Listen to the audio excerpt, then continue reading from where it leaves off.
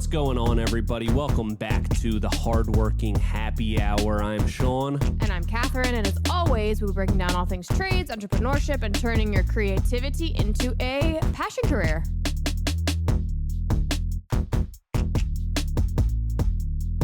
Awesome. All right, we are live, so you want to start the episode? Oh, we're live. Oh, well, let's go. Let's start.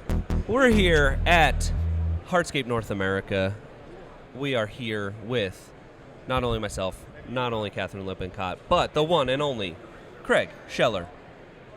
What's going on? Hey, thanks for having me. Yeah, I deliberately paused so that we can do like a little laugh track, a little maybe like a slide whistle. A laugh track? Yeah. Really? Yeah. Okay. Yeah. It's an honor to be here. Yeah. Thank you. Well, we've been talking about having you on for like I don't know, since we started the podcast. Yeah. And it only took like 85 episodes. Cool. To get you on. This, I think, will be our 90th episode. Oh, wonderful. 90th episode. Yeah, perfect. We were waiting for a very special occasion. We're off to a great start here. To have you on, so welcome. Thank you. I appreciate it. Excited to get into some of your story. I think you have a very interesting story, which I know a little bit about, and excited to learn more about that. So if people don't already know who Craig Scheller is, make sure you follow him. He's doing some amazing outdoor living stuff. Thank you. Full backyard, pools, decks, patios, walls, lighting, whatever you can put in a backyard, he's doing it. Yep. Mostly with a machine. Yes. So we'll get into that a little bit as well. Why don't we start by kind of give people an intro of what your story is in the industry and then now as owner of Scheller Outdoor Living. Yeah, so my story starts when I was a teenager, so I guess I would say about 30 years ago. Started mowing neighbors' yards and my grandma's yard and doing gardening for her, and my brother and I just really enjoyed working outside. We got a job when we were 15, 16 working for our neighbor who was a remodeler. So we were doing foundation repair and redoing basements and building decks and that kind of stuff. So at a very young age we learned how to work hard and learned to something we could do with so fast forward to graduating high school. I really wanted to kind of do a lawn care business, so started Craig's Lawn Care in like 1997. Nice. So that tells you how old I am. If you can do math, you start to add up how old I am. But so anyway, I started that. I went to community college for a couple of years to do like a grounds turf landscape kind of associate's degree, and then my business lasted about 4 years. I had no idea what my numbers were. I was terrible with running a business. I was pretty young, oh, cash, this is cool, oh, I have to pay bills. Oh, okay. So anyway, I took a little break and went to work for other people, and in the process I helped other people do hardscapes and landscaping, and then I also went to started framing houses. So that's where I got my carpentry background. That was a really cool 3-year process of learning how to do another trade. Also in that time, and even a little bit in high school, I did some worked with the excavator, so learned how to run equipment and stuff like that. So I just have a kind of a big wide range of things I've done. I had a business from 2008 to 2015 where we did maintenance and hardscape and landscaping.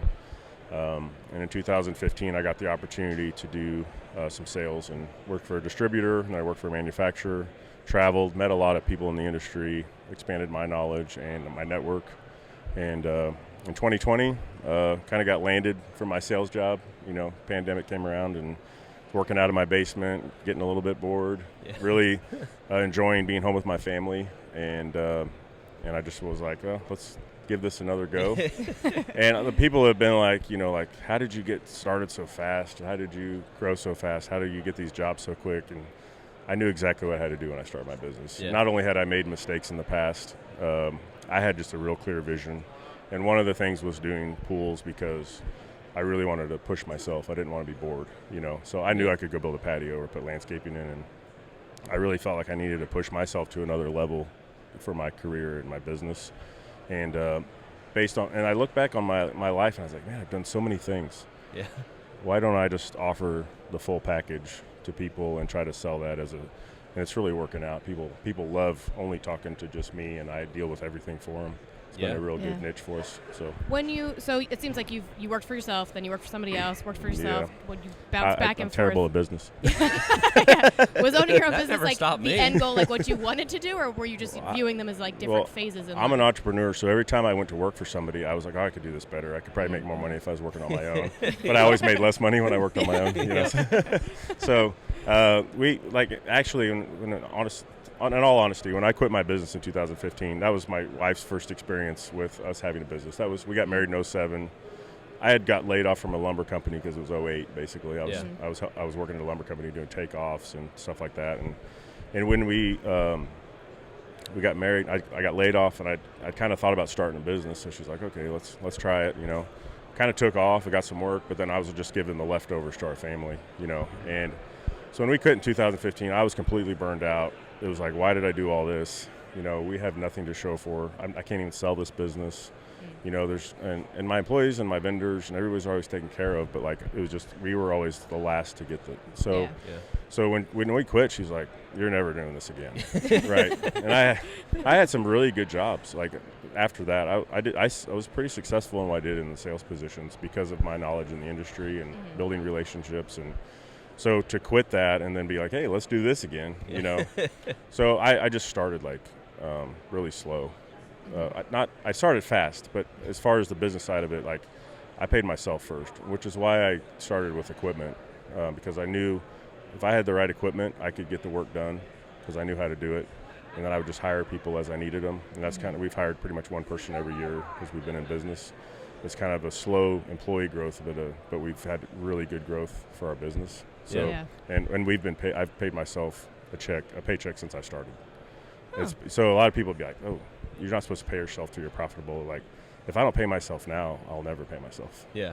So that's we had Richard on yesterday, and he said, and this was his first business, and he's paid himself every week since day one. And I'm like, you are in like the Entrepreneur Hall of Fame. That's like unheard of. First time in business, paycheck since day one, but.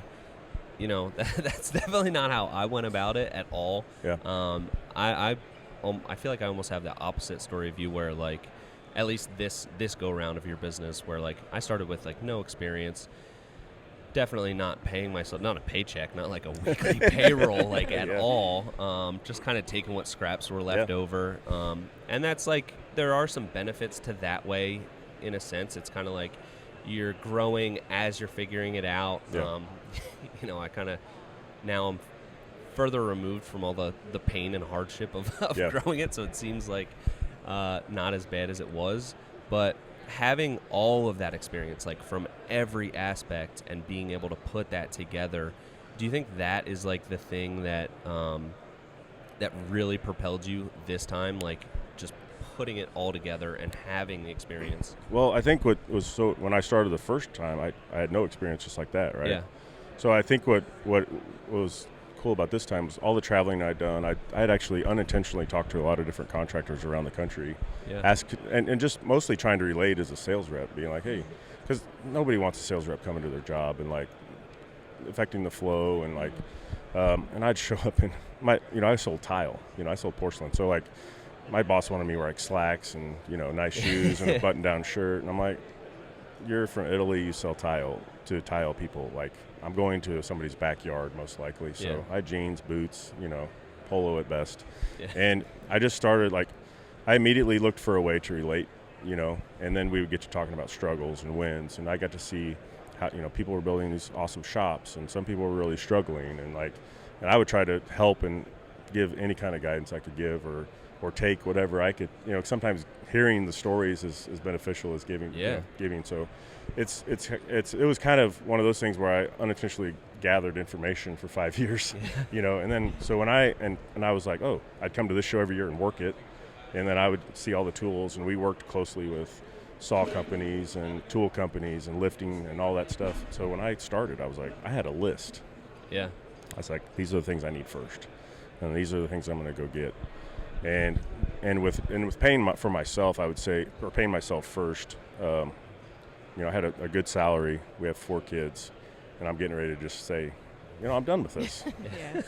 you know. And this my wife has always had a job and had a paycheck every 2 weeks or whatever. She has a good career of her own. So like, she doesn't understand the rush of trying to go get the money and bring it back home. That's my thing. That's my. It's like, okay, we have a house payment. Let's go get it. You know, like so. But with paying myself, it really taught me to slow down and be like, can I really bring on another person? Is that going to affect me or our family? Well, I have trouble paying them what they deserve or helping them support their family. So it really just helped me slow down that part and then be like, what tools, what equipment will help? Like if I hire somebody and then they leave, can I still do this work by myself? And that's why I went like kind of heavy on equipment. So yeah, I think it's interesting, like going from, you know, starting this business, paying yourself from day one.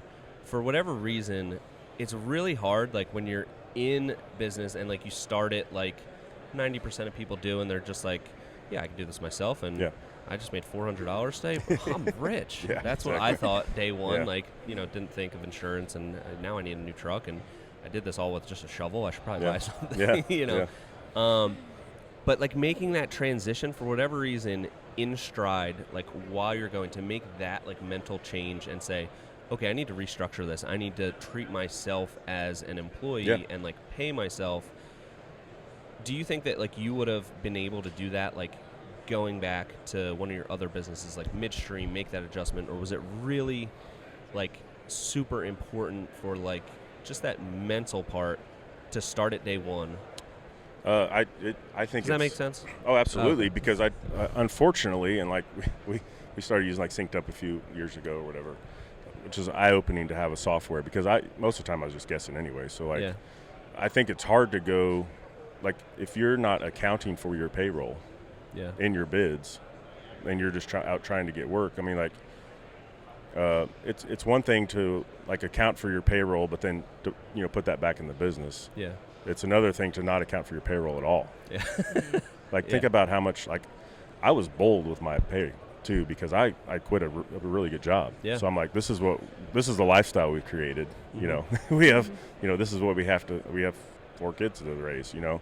So it wasn't like I'm like, oh, I'm gonna give myself $500 a month. It was not even close to that. Like I was bold. And so I think it's really hard to like get in the middle of something like in a business and be like, oh, I need to start paying myself. And looking back and be like, well, what do I need to pay myself? I have no idea what my numbers even are, or what I do for the business. You know, I do everything. Like, so when you think about yourself and the fact that you're administrative, sometimes you're the designer, you're the estimator, the salesperson, you're the project manager, you're the installer, customer service, human resources. I mean, that's a lot of hats to wear. So when you're starting out, you're doing everything, even if it's just for yourself and one other person. So do you think about how many people you'd have to hire and replace that income and all that? You have to be bold with your, you know, how you value yourself, so that then you can then begin to raise that level and be an owner and, you know, get an owner's pay at some point. So so that was it was always hard when I was just giving myself the leftovers. It was like, oh, there's not much left. I'm not making a point. So I tell guys now, like, start with if you're not paying yourself anything, start with at least $2,000 a month, right? Make it a little bit uncomfortable, right? You know, because anybody can come up with $500 to pay themselves. You know, like start with $2,000, and the other thing is, like, whenever I'd buy equipment or tools before, my wife would be like, we don't really have the money for this. Well, now when I go buy a piece of equipment, she's like, if you think it'll help the business, because we're taken care of. It complete, like, people say, like, you must have the most wonderful wife. You buy all these toys and tools and everything. I'm like, well, we're paid.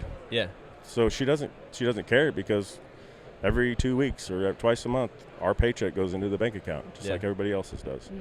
And it just makes business decisions a lot easier and a lot less strain on the relationship.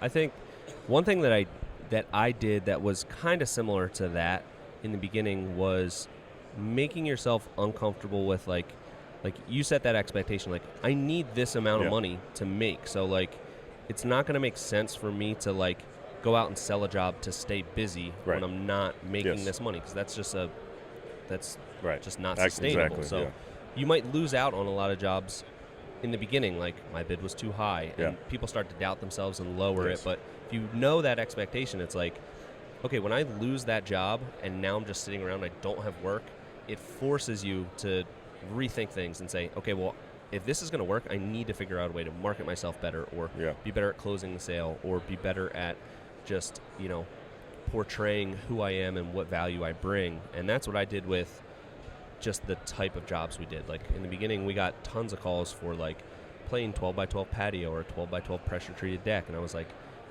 I'm not going to take this job, even though I have no prospects for any other work. Yeah. But I know that a 12 by 12 deck is going to lead to more 12 by 12 decks. Yeah. I need to make myself uncomfortable and figure out how do I switch that thing in my head and in other people's head that we're different and we're that company to do unique stuff, because that's all I wanted to do. So that was very similar, but on the business side of it, not even close. I was just like, I need maybe $100 a week. That'll be fine. Fine. I can eat Domino's, So I think making yourself uncomfortable, but it's just real. It's you need to make this, and people can convince themselves, right, I'll lower my price on this because I need to stay busy, and then you get into the employee thing, like, well, I need to keep them busy, and then it just becomes this snowball of like, where do you say no? Right. This is what we need to make to have a sustainable business. Well, just recently we're setting the budget for next year, and it's that time of year where you're looking ahead and looking at how we're gonna, what we're gonna do for our employees, and then inflation's up. Everybody knows that things are more expensive. I haven't given myself a raise for, since I started. Yeah. And my wife's kind of at the top of her, she's been doing what she does for a long time. And sometimes you just reach a plateau in some things, but like, I just gave myself a raise. Yeah. And I was like, I'm doing a lot. I need more money. So it is what it is. Like, and I think what, the challenge with contractors, and I fall into this so many times, is like, the customer pays for it. Yeah. The clients are the ones that pay the salaries and the materials, and like we get so hung up on like, oh, that's too much money, or like you're using the best deck board you can buy. Yeah. It's not because you're buying it. Yeah.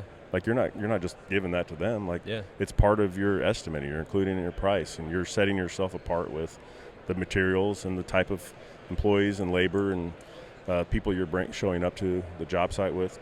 True craftsmen, and that's what we're trying. Our guys are, they're all married, have kids. Yeah. Like this is their career. Yeah. And we're supporting not only ourselves but their families. So it's just a big thing, and like just have to get over the fact that, oh, it costs too much. Oh, I can't afford to do that. Like figure your numbers out, charge your clients for what you offer and the team that you show up with. All right, I get it. I'll go out and buy a machine, Craig. All right, I know. I'm not buying. They seem expensive, but I'm not really buying. Clients are buying. I know. Okay. Yeah. I'm gonna buy an excavator with a tiltrotator. Yes. And I don't pay for that. Yeah. I don't pay for that. Your business seems to be doing really well. Can I have a raise from your business? Your boss seems really easygoing with just giving out raises. It's that time of year. It's funny how it's really just like a change of mindset, a change of perspective, a different way of looking at it, and you have to, or else you're just in this constant, like you're running on this wheel and not going anywhere and trying to stay afloat. And we see it all the time. I feel like that sometimes in our business. It's tough, and it's hard when you kind of feel like you're alone and you just don't know where to go. So I think that's what I love about events like this. Like you just get to talk to people and you feel like, okay, I'm not alone, and you get to see these other perspectives, and hopefully people listen to this and kind of get like another and I don't want to make this seem like I'm like an expert or like the best person in the world. I failed 2 businesses. It took me. I'm a hard-headed person. Like, and we were at a thing last night, and we did a little panel, and I said, how many people here started a business because they love running a business? And like one person raised their hand out of 50. Yeah. And I was like, how many people started a business because you like to build cool stuff? Yeah. And that's kind of like, you have to like when you're in this industry, you have to force yourself to run the business. Yeah. Yeah. And I know you guys talk about this a lot, and and just the challenges of changing your mindset. It's the worst part. I hate running the business, but I'm so unemployable. And for like 2 years, like I need to hire an admin. I just hired somebody. 2 weeks in, I'm like, holy cow. Like, it's like a huge burden's been lifted off my, just having somebody assisting me and helping with the things I hate doing, and they are passionate about that. It's like, yes. It's like as soon as you do that, you look back and you're like, why? How was I doing this? Yeah. Or how did we get so far with me not doing this? And you know what? I fell into that, gosh, this is going to cost so much money. Yeah. Like, my clients are paying for it. That's going to be my new line, because I always say, one of my things is, money's not even real.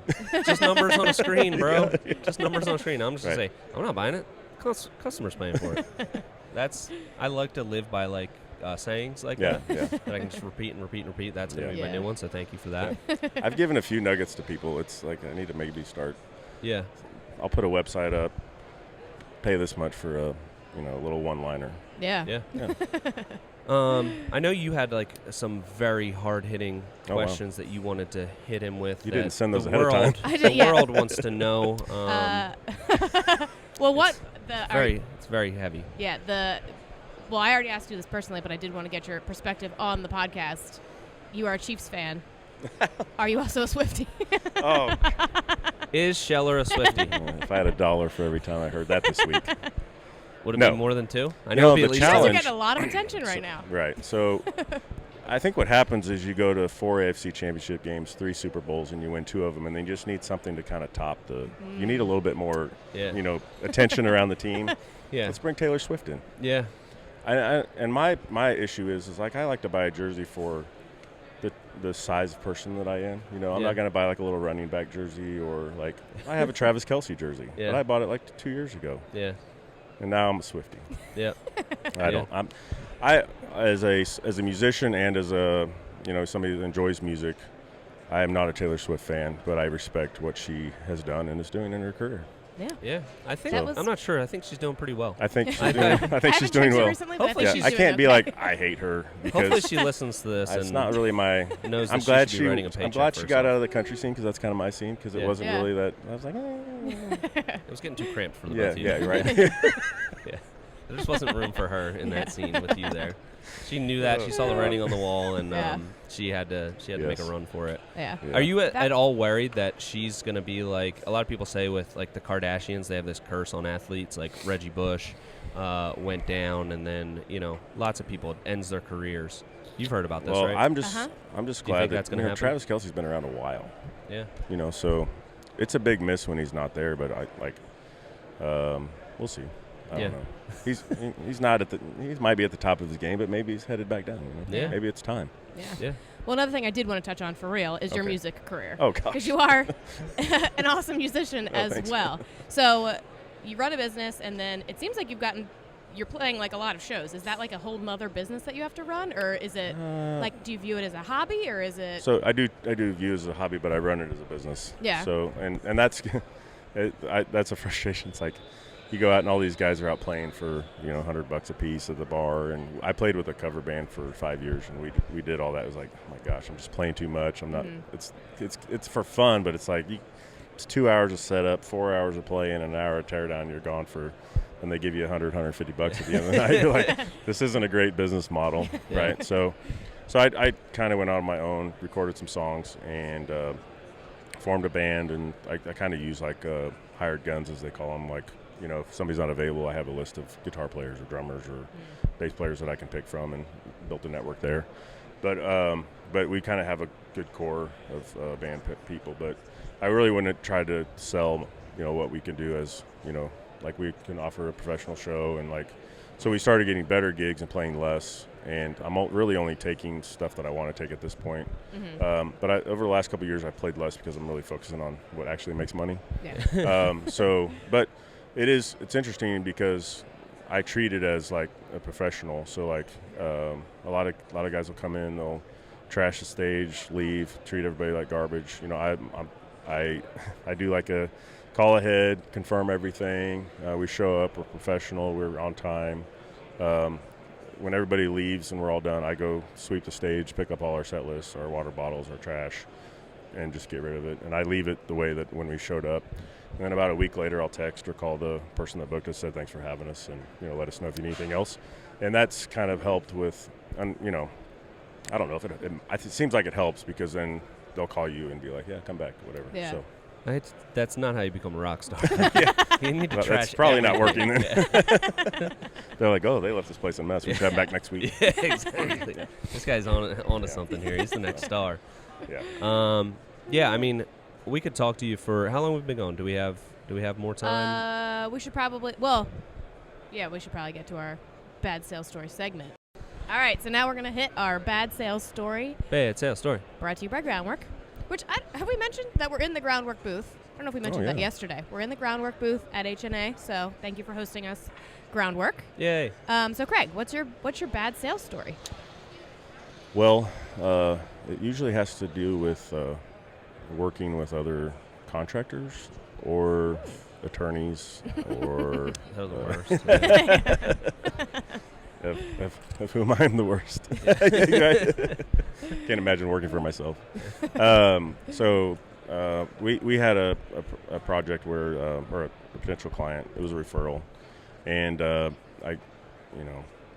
it is what it is. But you show up and you're like, you really want to work with somebody because it's a referral, and we do less of a screening when we're doing referrals because we want to show our other clients, thank you for referring. We go. Yeah. Mm-hmm. So, we get there, and the process is like, starting out, and then it's I'm a general contractor. I deal with this stuff a lot, that kind of stuff. And it's like, okay, do you want us to do what we do, or do you want us to do it the way you want us to do it, or the way you do it? Yeah. And it's a commercial contractor or something like that, and it's a completely different, thing. And I kind of just like, there comes a point when you're like, do I really want to deal with this for 2 months or 3 months? And it's like, I just think that it becomes a challenge. So you have to really decide, like, okay, how do I want to approach this? Mm-hmm. Do I want to like stand my ground and say, I appreciate what you do? And that's pretty much what I did. I appreciate what you do. We're here because you're asking us to do what we do. Yeah. And then we kind of roll forward with that process, because I don't want to get in a relationship with somebody where we're like strong arm each other all the time, because that's happened in the past to me sometimes. So you hit them with it's not you, it's me. Yeah. Yeah. So. It can always be.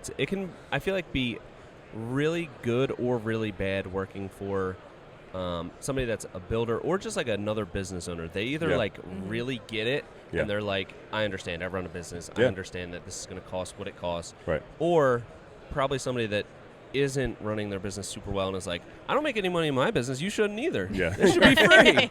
This is ridiculous. You're paying yourself? This is a ripoff. Yeah. So I did years ago in one of my other businesses. I did a job for an attorney. And I was desperate for work, basically. Yeah. The first thing she said when I called was like, I'm an attorney. I can make your life great or miserable.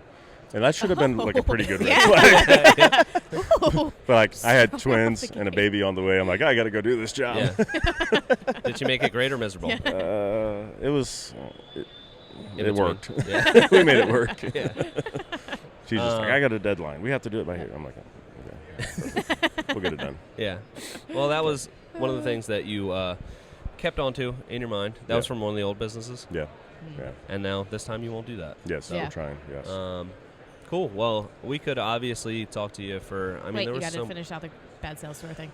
Bad sales story. Brought to you by Groundwork. Check it out.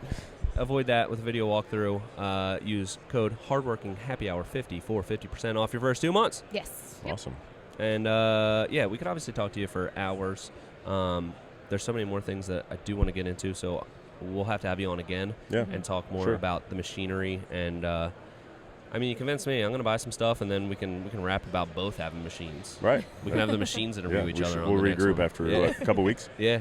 Oh, we'll have We'll have. I'll get a steel wrist tiltator, and we'll have that hold the microphones while we send the cabs. Yeah. That would actually be really cool. I did do a podcast where I sat in the bucket, flipped around like a chair. Really? Yeah. Oh. Yep. Oh, we could start one between two excavators. There's all kinds of content that's available. Yeah. Between two excavators. I like that. Yes. That'd be good. That's a good name. I think so. Yeah, you better get that very trademarked. niche. Yeah. Very niche. Yeah. All right. Well, any closing remarks? No, thank you for can't talk. Thank you for coming on. Yeah. And being here, spending time with us. Yeah. Appreciate you having me. And I think the lesson that we've learned is if you fail, try again. Yeah. If you fail again, try again. Yep. If you fail a third time, give up and go work for someone else. Is that where you're going to be? That might be what okay. it is. Third time's a charm, maybe, hopefully. Yeah. I mean, there's still a lot of growing and learning to do. That's what I try to do. I keep trying to educate myself, push myself, to be better. So. Well, you're doing great, and Thank you. At least from the outside, it seems like you have it all figured out, and we all want to be like Craig Scheller. So. Yeah. And follow Craig. What's your handle is? At Scheller Outdoor Living. Yeah. Yep. Yeah, so everyone make sure to follow him. Yep. Check him out. He's doing crazy stuff with tiltators, and the machine's doing all the work, and he's got it figured out, and he pays himself, and he's got it all figured out. So be like Craig. Still working on it. Yeah. Don't over-embellish. Right, Craig, thank you so much for being on here. And I guess that's it. Or is this the part where we just kind of ramble on and on and go back we do and a bit forth? of that. Yeah, a little bit of this, a little bit of that, a little bit of okay. Like Let's an okay Craig by now. Get back to the show. Yeah. Back to the show. Yeah. Back to the show. All right. Okay. All right. Thanks, Craig. See you later. What do we say at the end? This has been the Hardworking Happy Hour. That's it. And then what do you say? See you next week. There you go. I think the problem is you haven't been drinking. Definitely. I always drink in the morning, like normally. Okay. All right. Bye. All right. See you next week.